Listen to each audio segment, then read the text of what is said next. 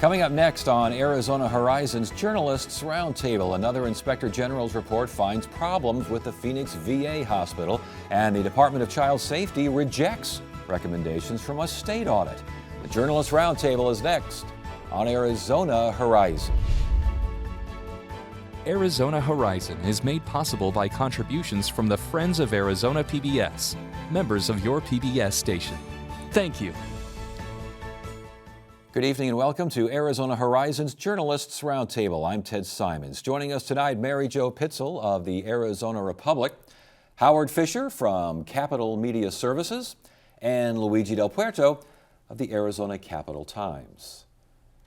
The troubled Phoenix VA hospital is back in the news, and Mary Jo, another Inspector General's report, an investigation, and it sounds like the same kind of stuff is still going on over there. It does. So 2 years into the revelation of this scandal on wait times, the Inspector General says people are still not getting their appointments in a timely manner. There's even one case where a gentleman died while waiting for an appointment that he was supposed to have received in a very quick fashion.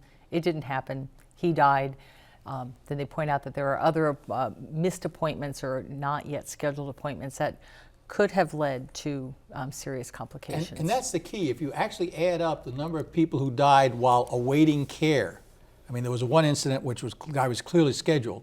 You end up with 215 people, and folks start saying, "Well, wait a second here. You know, didn't we fix this? The whole purpose of changing the information, changing the system, changing the director of the Phoenix VA hospital was we're going to get rid of the backlog. We're going to get rid of these fake scheduling issues," and it didn't happen. Yeah, we're talking 2+ years of retraining, refocus, renovation, if you will, and the more same old staffers? song and dance. I mean, what's going on here? Right. It seems like 2 years would be a long time to do these reforms, but as it's turning out, based on this Inspector General's report,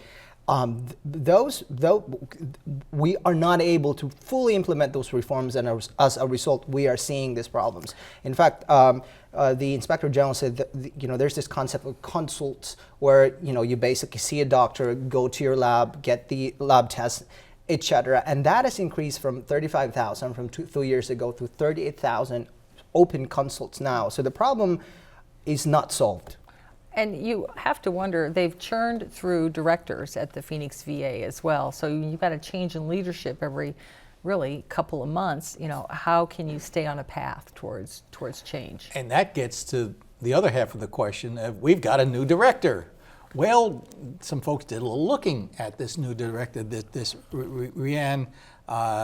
Rima Nelson, I think is her name. Yes, Rima Ann Nelson Rima Ann is Nelson. the new VA hospital director. And again, this is someone who has trotted out here now this week, Yes. right after this Inspector General's report. And turns out some folks did a little looking at what her experience was in St. Louis. Well, in St. Louis, they had problems with patients being exposed to HIV, to hepatitis in a dental facility there. They had the hospital emergency or operating room closed down twice due to safety issues. And it turns out that the St. Louis hospital, the facility, had the lowest patient satisfaction of all 126 hospitals in the entire nation, which led to Matt Salmon saying, being told the new director, this is a joke, right? Yeah, well, but apparently, to her defense, she supposedly came in as this stuff was happening, or at the tail end of as these things were happening. But still in all, she was in charge as some of this was happening.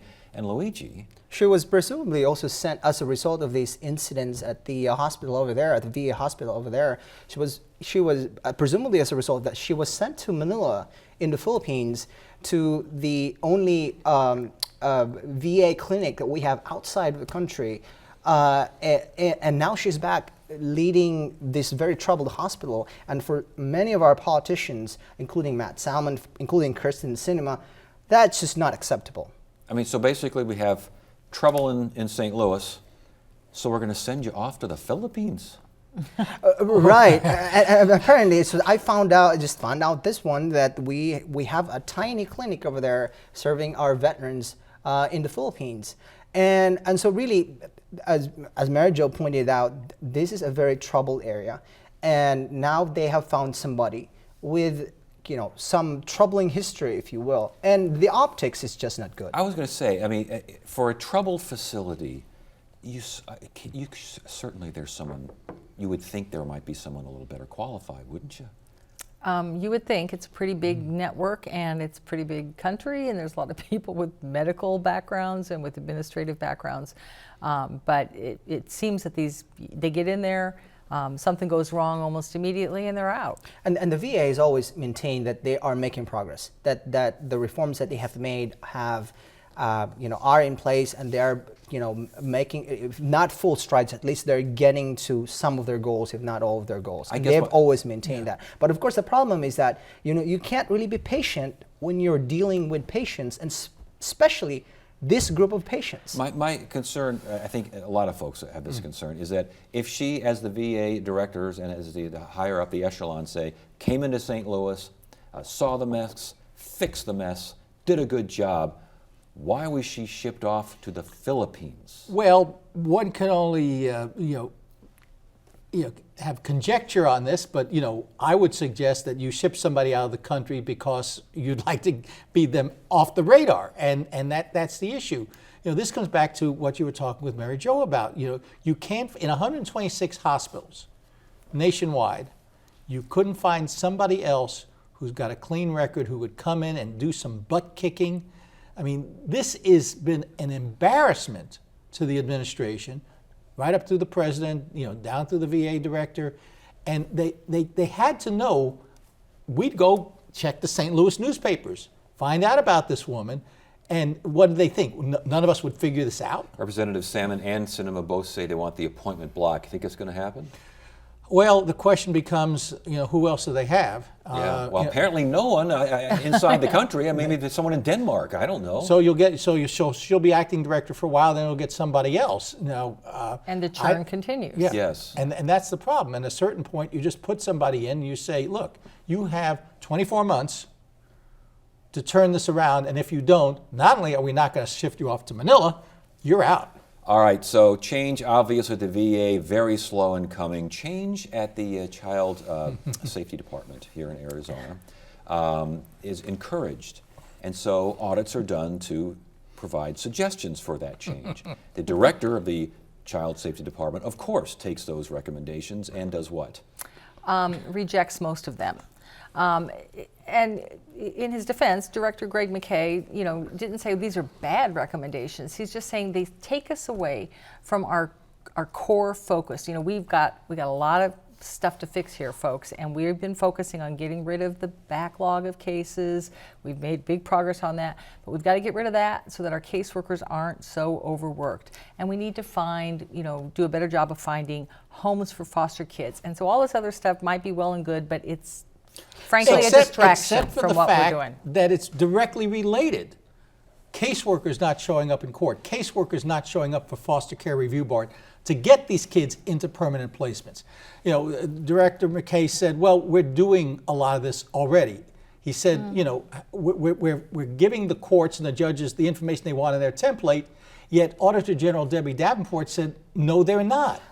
We've talked to judges. They're not getting the information they need to make the decisions about placing these kids. And what's really remarkable about this one is you've seen agencies, other government entities being audited, and in some instances they would say, well, we dispute this finding, but let's work toward solving our differences and trying to find a common ground where we can fix that specific issue you just raised. In this case, it's almost a wholesale rejection.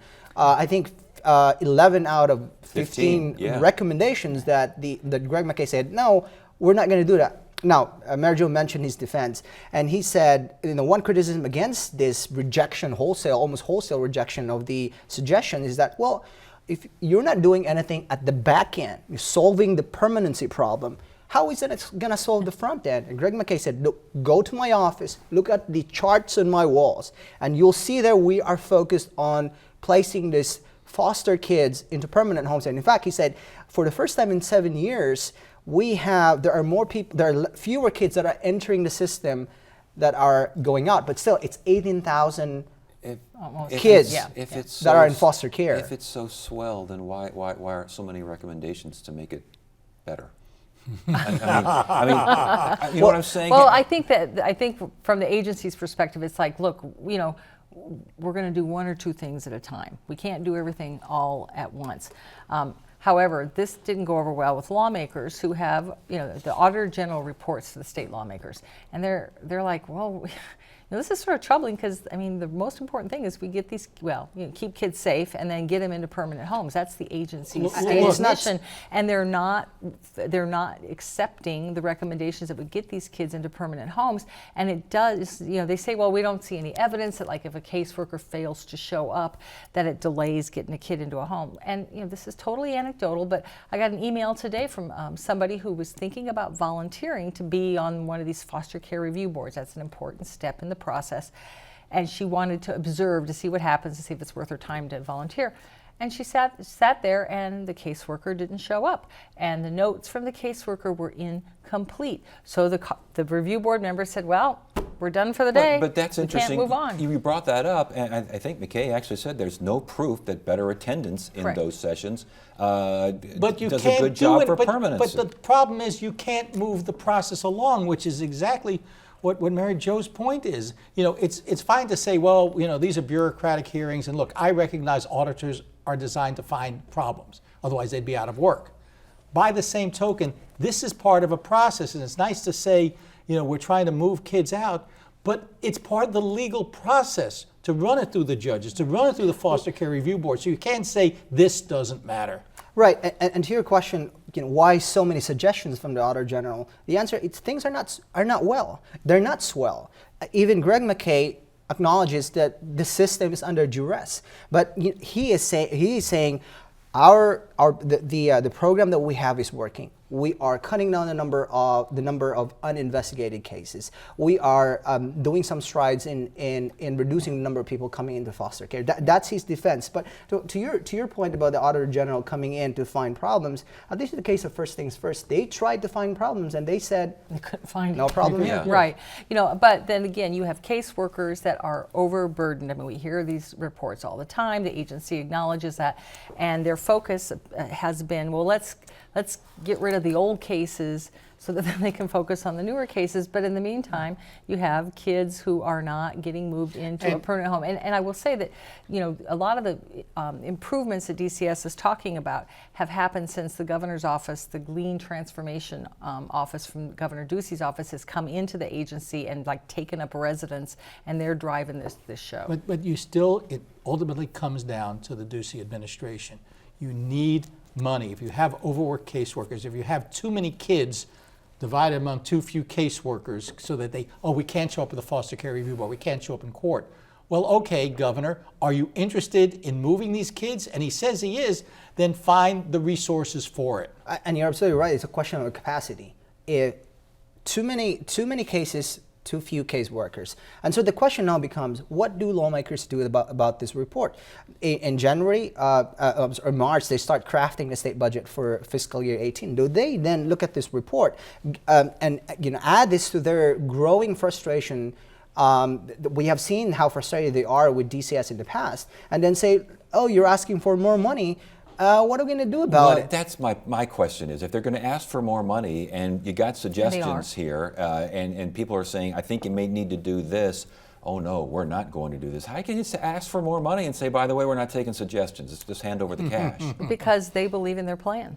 Yes. And And he's going to stick to that plan. Apparently, thus He far. said he is. I spoke to him about it, and he said, yep, we're sticking to our plan. And the governor's got their back. So we'll see how this shakes out as this gets into the budget process. You know, perhaps lawmakers just need a little better education on this issue, and they'll see the light. The governor has the department's back even on rejecting these ideas? Okay. All right. I was going to ask about the governor's response, but I guess. Well, the governor backs all of his directors. He backs the director of DES, and I'm sure we'll be talking about that. We'll get to that in a second. And before we get to that, explain to me, there are 50 to 60,000 corporations in Arizona, and we got to make sure they're paying their taxes. You got to keep an eye on them there, and you got folks at the government doing that.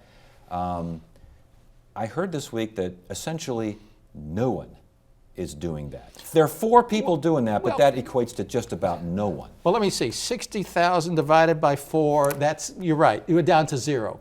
This comes down to the fact that they cut the budget at the Department of Revenue. So the decision was made, I'm sure with input all the way up to the 9th floor, where do we cut? Well, we had 30 people auditing corporations. And we talked to Georgiana Meyer, who's a former chief economist at the Department of Revenue. And she said, you need somebody to keep an eye on these folks, particularly the big corporations, because somebody needs to watch. Otherwise, you get a little creative with your financing and what you're writing off on expenses and what you're listing as your income. So they cut the 30 auditors down to 4. Now, the response to the Department of Revenue is, oh, we have computer programs that can help us. To which Meyer said, I have yet to see a computer program that can replace an actual auditor. This comes even as the state is cutting corporate income taxes, which gets further into the budget deficit. We're losing over $200 million a year because of other tax cuts. So, and now the question is, will the corporations pay even what they owe? Let's do the balance sheet here, Luigi. I mean, how much money is saved by cutting back at the department? How much money is lost because there are fewer people to watch? So that really is a good question. Now, the department said they have had to deal with about $7 million in budget that either was not given to them or they couldn't move around anymore. So, and they said that they didn't cut 30 people to 4. They said we had like 10 people in June of this year for the corporate audit, and they're now down to like 4 auditors and then a manager. So a 50% reduction is what they're saying.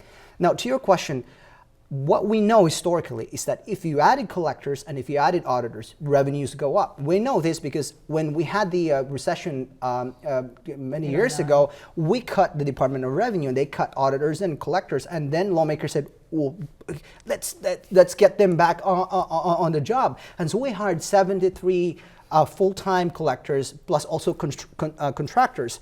And JLBC's estimate is that they generated $53 million in revenue. So that's about what, $760,000 per collector that we get as a result of having an additional staffer. So historically, what we know is that if you add people, you get more in revenues. Yeah, and in addition to the auditors, and I think what Luigi, in case people are confused about the math, what Luigi's referring to is on the auditors, they cut positions that had not been filled, so it looks like a bigger loss, but nonetheless, they're down to 4 auditors apparently. And they also said that we don't know yet the impact of a 1/3 reduction in the number of tax collectors. So you've got both the people that are doing the watchdog stuff and the people that are doing the collecting. Those resources are reduced, and maybe that just makes the state smarter. Well, no, it makes this. I think we finally figured out Doug Ducey's plan to make the state more attractive to corporations at the speed of business. We just get rid of the cops on the beat. Yeah, basically no corporate income tax. I mean, it seems to me that, and we just heard this week, corporate income tax rates, taxes, I mean, the revenue coming in there, down 31% this year? 31% year to date. And for the next 2 years, so we are expecting corporate income taxes to go down by between 3 and 4% each year. Now that's not exactly surprising because the Joint Legislative Budget Committee has been predicting this decline for a number of years now as a result of the tax cuts. Now, as we know, we passed several tax cuts in 2010, 2011, 2012, and those have been are being phased in. JLBC said cumulatively, as a result of those tax cuts, over 4 years, we're going to lose about $800 million, $800 million in corporate tax income. We're not going to get that anymore. That's gone. What does that do to the structural balance of the budget, the state budget, and these sorts of... Structural balance is in the eye of the beholder, as we found out by the creative economists up there. The problem becomes is you have an administration and the preceding administration that believes in supply-side, trickle-down economics. If we lower what corporations pay, they will come flooding in here. They will hire more people who will pay more income taxes, who will buy more things, will pay more sales taxes, and the economy will get better. Well, we are finally back to revenues where they were in 2007 at $9.6 billion. But the fact is, as Luigi pointed out, corporations are paying half, will be paying half by 2020 of what they would otherwise owe. I don't see $200 million of new revenues coming in because of that. And that's the problem. Paying that much with fewer folks watching the hen house, correct? Really, it's a problem. According to Georgiana Meyer, the former chief economist over there, you do need people watching these corporations, especially the big ones. They're not going to be, corporations will try to pay as little tax as possible, is what she's saying. You mean the Donald Trump philosophy of, They're I know how funny to that do way, it? yes. And the other question to this one is that what does this do to the whole idea is that if we cut taxes and we cut taxes enough, we generate an economic activity that's going to boost revenues. So here's the thing: where are we at with our economy right now? According to one top economist of the state, Elliot Pollock, who gave a presentation the other day, well, we're sort of stuck in anemia. We're anemic. We've been there in 2016. We're going to continue to be that way in 2017. The sky is not falling down, but we're really not getting to where we want to be. And that becomes the issue because, look, we are doing better than much of the rest of the nation. I mean, in terms of our growth rate, people are moving here, retirees are coming here, and they're probably a good source of revenue because they don't demand a lot of services like school. But the fact is, we are growing still at half the rate we were prior to the Yes, recession. yes. And this was all supposed to get us back to pre-recession levels. Construction jobs are still below where they were at their peak. Manufacturing may never come back in Arizona or in the country. And so to say that we keep lowering corporate income taxes and we're going to get those manufacturing jobs back, it hasn't happened. And those high-paying, high-wage jobs, by the way, that you mentioned are disappearing, getting replaced by low-wage jobs. And so long-term, I guess the question really is this idea, this theory, is this working? And when do we start asking and saying, well, what are we going to do about it? But when you Well, get I higher think- wages when the minimum wage goes up to $12 an hour, don't you understand? Perhaps. You're going to pay $12 an hour for the guy who says, do you want fries with that?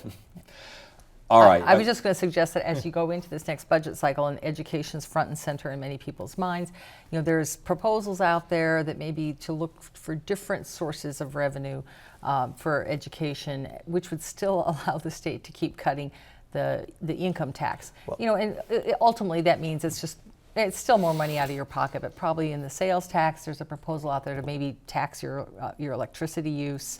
Well, what about marijuana? Maybe we get more revenues from there. Huh? Well, how much? though? Yeah, well, speaking of marijuana, Speaking- Tim Jeffries, DES director, this is a government employee, last I checked. Last I checked, With a government email account, last I Yes. checked, is basically using that email account to forward messages that are very much anti-marijuana. Seth Leibson, who's been involved in the anti-205 campaign, that's the one to legalize marijuana for recreational use, had done a self-published editorial saying marijuana really safer than alcohol.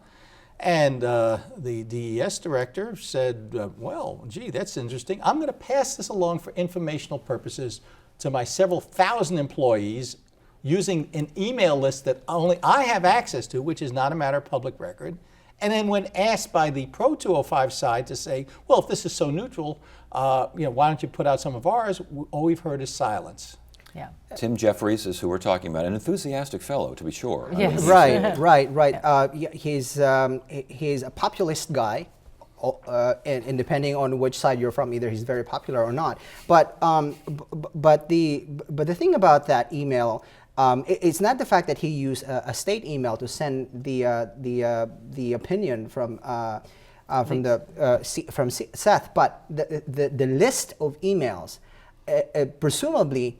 That is something that could be sold to vendors or it's something that has value. And the Attorney General specifically said you cannot use state resources in order to engage in electioneering for or against a ballot measure. And in fact, that opinion by the Attorney General was specifically on marijuana. So what comes of this then? Well, I mean, I think we'll have to cycle back and see if the Prop 205 people are going to get any, if the agency is going to distribute that.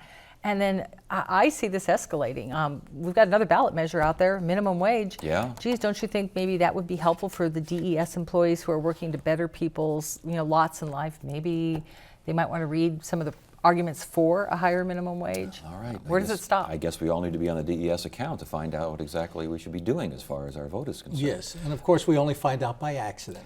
Thank you all for joining us. Good to have you here. Monday on Arizona Horizon, world-renowned physicist Lawrence Krauss joins us for his always entertaining look at the latest science news. That's Monday at 5:30. And then at 7 o'clock, an Arizona PBS debate as Senator John McCain faces off against challenger Representative Ann Kirkpatrick. It's an hour-long special debate hosted by Arizona PBS and the Arizona Republic. Again, that's Monday at 7 and then again at 10 p.m. right here on Arizona PBS. Other programming notes: Sunday at 8 p.m. we'll have full analysis of the second presidential debate airing live here on Arizona PBS. And then on Tuesday at 5, be sure to join in for an hour-long debate of candidates running for the Corporation Commission. That's it for now. I'm Ted Simons. Thanks for joining us. You have a great evening.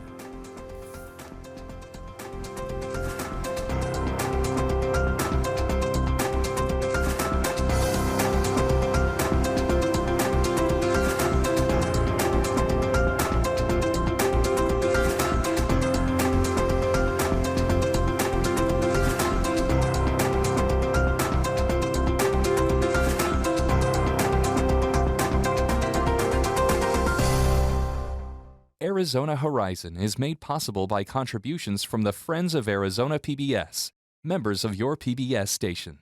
Thank you.